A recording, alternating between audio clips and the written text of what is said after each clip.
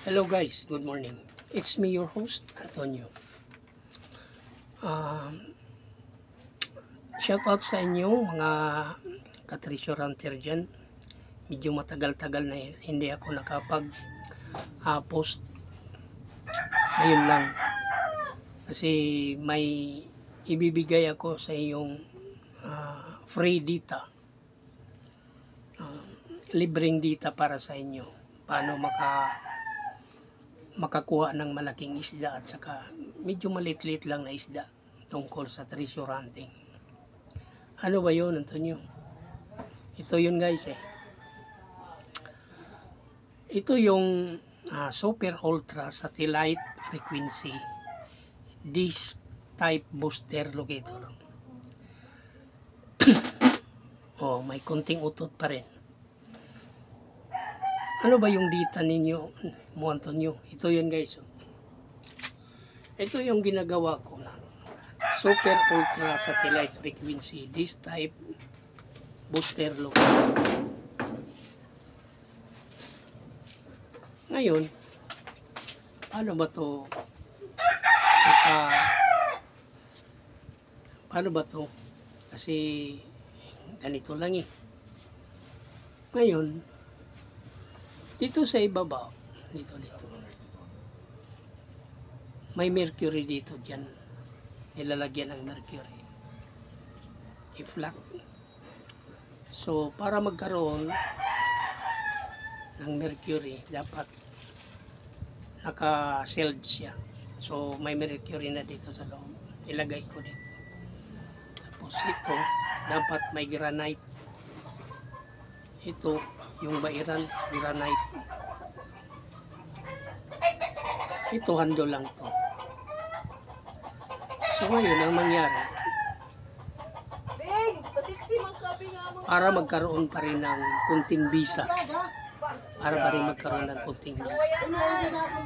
lagyan mo ng ugbon o ash, sa English ash, ng mga candle, Chinese candles. Tatlo yan eh. Tatlong candles yan. Una, ito yung gold candle.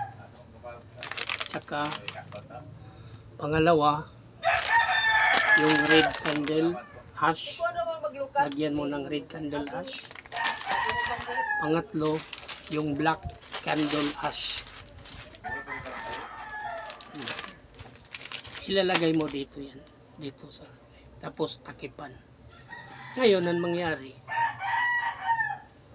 may mga frequency na dyan. Ang frequency kasi, guys, pataas yan. Kumbaga, scattered, pataas. Pag ano, yung frequency niyan. Mas sumasagap yan ang mga frequency to other frequency. Medyo tas-tas na yung guys kasi.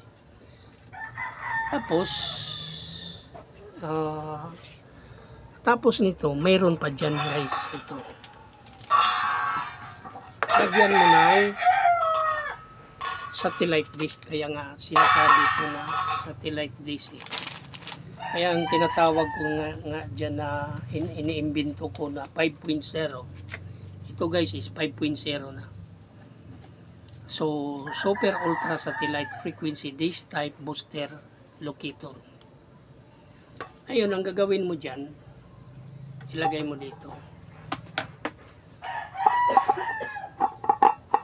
Ayun. Tapos, patong mo dito. Kasi may, kung ano yan, may groove.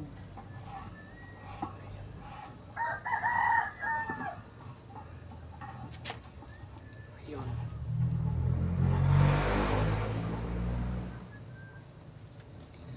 So, ito yung locator niya. Ito yung magtuturo ng ganon. Kasi kukusa lang siya mag-iikot-ikot kung saan yung load niya. Ayun. Yung frequency niya, pataas yan para patungo dito. Alam nyo ba guys yung locator ng mga signal sa mga TV? O pare-pareho lang din yun. So, So sasagap siya kahit ano, kahit saan. Ayun, i-explain ko lang sa inyo ha, para makakawa kayo ng medyo maliit-liit na isda at saka malaki-laking isda. Ito kasi yung gamit ko guys, mga 5 months na, 5 buwan na, mahigit 5 buwan. So hindi ko lang isi-share sa inyo kung paano ba na nakuha o hindi nakuha. So stop lang tayo dyan ha. Ngayon na mangyari, kahit wala kang taong decoder, living witness, tsaka ano pa, mga no markers dyan, wala ng mga markers, tumpak na tumpak to guys. Oh, ayun, tumpak na tumpak. So ganito na yan guys ha. Ito yung super ultra satellite frequency dish type locator made by Antonio. Okay guys, thank you. This is your host. Once again, shout out sa inyong lahat dyan, mga ka-treasure hunter. Okay? So ipapakita ko lang sa inyo guys yung shop ko. Kasi electronics ako eh. Technician. Ito yung mga electronics guys, marami na akong pisa dyan.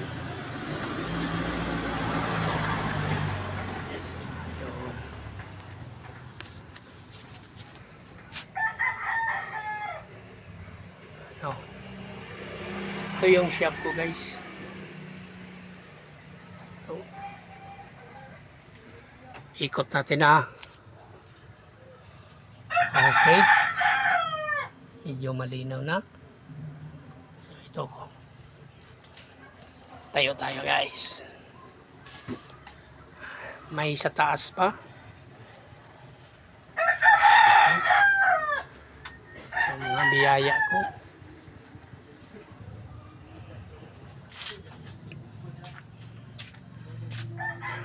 Okay. Thank you.